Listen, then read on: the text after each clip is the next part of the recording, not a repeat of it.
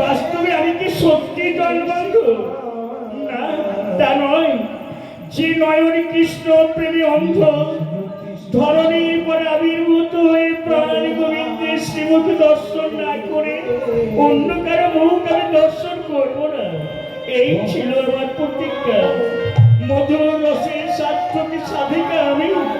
কৃষ্ণ আমার প্রাণ, মন, জীবন, যৌবন, ইহকাল পরকাল, জন্ম জন্মান্তর আমার কারণ সেই চরণে পরিপূর্ণ ভাবে আত্মসমর্পণ। আমার জীবন বিনার একমাত্র সুখ, তার তৃপ্তিতেই আমি তৃপ্ত, তার আনন্দে আমার আনন্দ, তার নির্মল নিষ্কাম মধুর রসাশ্রিত প্রেমই আমার কাম্য।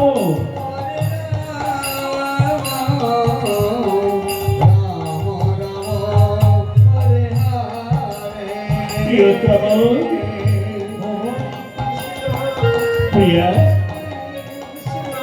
প্রিয়া, আঁখি খোলো প্রিয়া, আঁখি খোলো। হে রোচের চাঁদম, প্রিয়তম, তুমি এসেছো প্রিয়তম। হ্যাঁ, এসেছি প্রিয়া।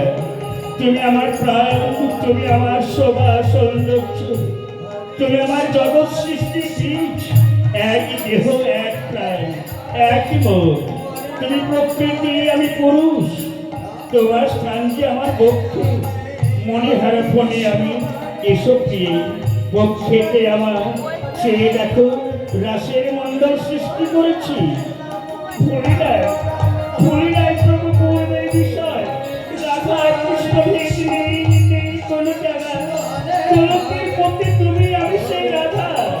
প্রণয়ের দড়ি মাথা জীবনের মতো রাশি মঞ্চে বিহার করি আমি রাধা। আমরা নিত্য সত্য অজয়। এসো